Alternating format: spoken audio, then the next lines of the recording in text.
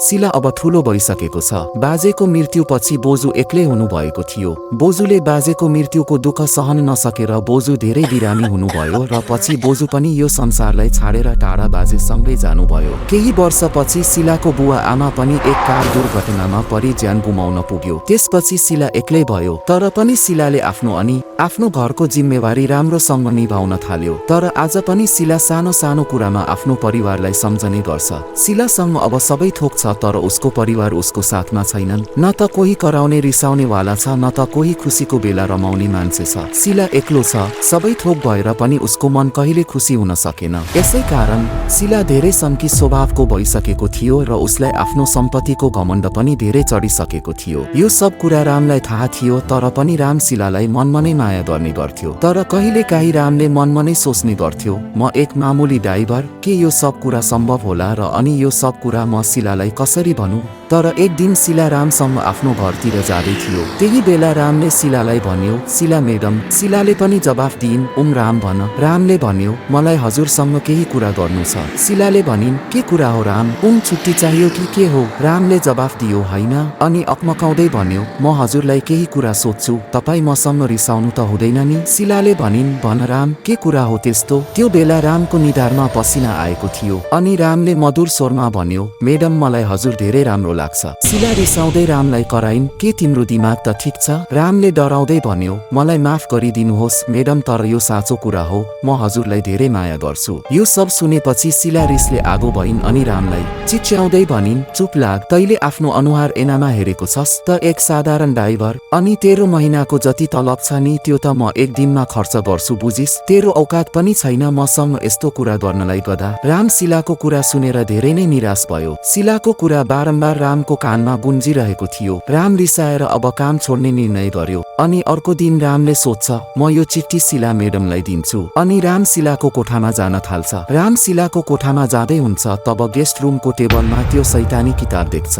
अनि रामले यो के को किताब रहेछ भनेर हेर्न थाल्छ। रामले किताब उठाएर पहिलो पाना पल्टाउँछ। तब उसको आँखा त्यो किताबमा लेखिएको केही अक्षरमा र शब्दहरूमा पर्न जान्छ। त्यहाँ लेखिएको थियो, के तपाईँ चाँडै धनी बन्न चाहनुहुन्छ? राम छक्क पर्छ अनि रामले त्यो किताबलाई लुकाएर आफ्नो घर लान्छ। रामले कुरा बुझिहाल्छ कि शिलाको घर परिवारले पनि यही किताबको मन्त्रले गर्दा धनी भएको हो। अनि रामले पनि यो किताब पढ्न थाल्छ अनि सोच्न थाल्छ, म पनि यसको साधना गर्छु। जस्तो कठिनाइ आइपरे पनि म मेरो साधना पूरा गरेर नै छोड्नेछु र शिला भन्दा पनि धेरै धनी भएर देखाउनेछु। अनि रामले पनि 3 महिनासम्म शैतानको पूजा पाठ गर्न थाल्छ र शैतानलाई खुसी पार्न सफल हुन्छ। सबै प्रक्रिया पूरा भएपछि शैतान खुसी भएर रामसँग कुरा गर्न सुरु गर्छ। शैतानले भन्छ, राम तैले मेरो पूजा पाठ गरेर मलाई खुसी बनाइस्। अब तँलाई जे पनि चाहिन्छ त्यो सब कुरा म तँलाई दिनेछु। तर तैले पनि मलाई जे चाहिन्छ त्यो कुरा तैले मलाई दिनु सकिनस् भने म तेरो जिन्दगी नरक भन्दा खतम बनाइदिनेछु।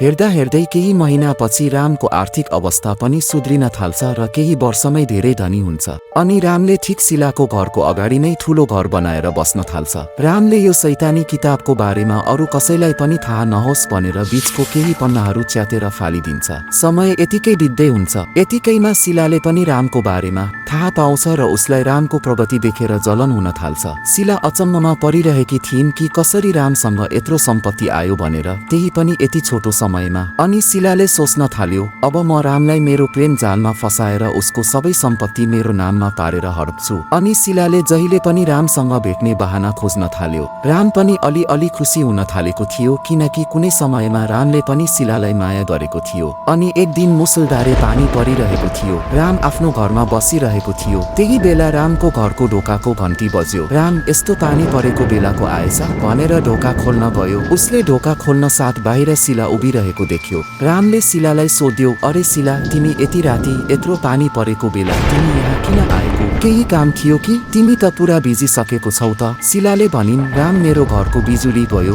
के म यो रात तिम्रो घरमा बस्न सक्छु? रामले जवाफ दियो, हुन्छ, किन हुँदैन, आऊ भित्र नै बस। शिला भित्र जान्छ र सोफामा बस्छ। त्यही बेला शिलाले रामको टेबलमा राखेको त्यही शैतानी किताब देख्छ। शिला रिसले चुर हुन्छ। उसलाई अब सबै थाहा हुन्छ कि राम कसरी धनी भयो भनेर। त्यही बेला शिलालाई याद आउँछ कि तान्त्रिकले के भनेको थियो भनेर, त्यो शैतानले आफ्नो भक्तलाई कुनै पनि अरू केटीसँग देख्न सक्दैन। यो सब सोचेर शिला मनमा नै खुसी हुन्छ र भन्छ, अब म रामलाई मज्जा चखाउँछु। शिला रामको कोठामा जान्छ। त्यो बेला राम सुतिरहेको हुन्छ शिला उसको छेउमा गएर सुत्छ अनि रामलाई आफ्नो अँगालोमा कसिएर बाँध्छ। राम निद्राबाट बिउजिन्छ र शिलालाई भन्छ, यो सब के गरेको शिला, यो सब के हो? शिलाले भन्छ, यो रातको समय हो, मलाई डर लागिरहेको छ राम। यतिकैमा रामले त्यो शैतानलाई देख्छ। त्यो शैतानले रामलाई रक्सी मागिरहेको हुन्छ अनि रामले, के भयो तिमीलाई? तिमी किन रिसाएको मसँग? मैले कहिले पनि तिमीलाई यस्तो रूपमा देखेको थिइन त भन्दै शैतानलाई प्रश्न गर्न थाल्छ।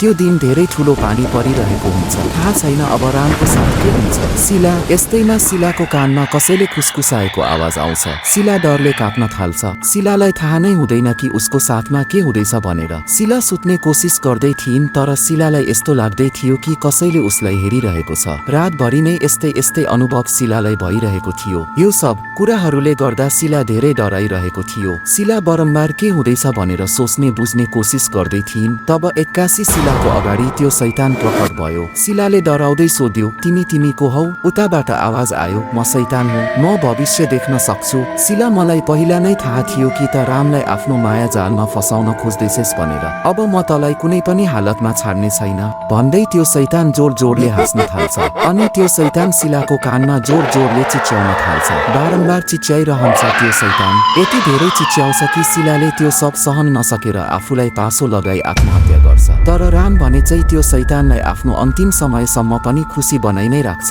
जब राम बुढो हुन्छ तब उसलाई महसुस हुन्छ कि उसले आफ्नो जिन्दगीमा सबै थोक पाउन सफल भयो तर आफूले माया गरेको मान्छे कहिले पाउन सकेन। अब राम बस आफ्नो मृत्युकुरी बाँचिरहेको छ ताकि त्यो शैतानबाट छुटकारा पाउन सकोस्। तब त्यो शैतानले रामलाई भन्छ, राम तँलाई के लाग्छ? के त मबाट छुटकारा पाउन सफल हुन्छेस्? कहिले पनि सक्दैनस्। म मेरो भक्तलाई कहिले पनि यतिकै छाड्ने छैन।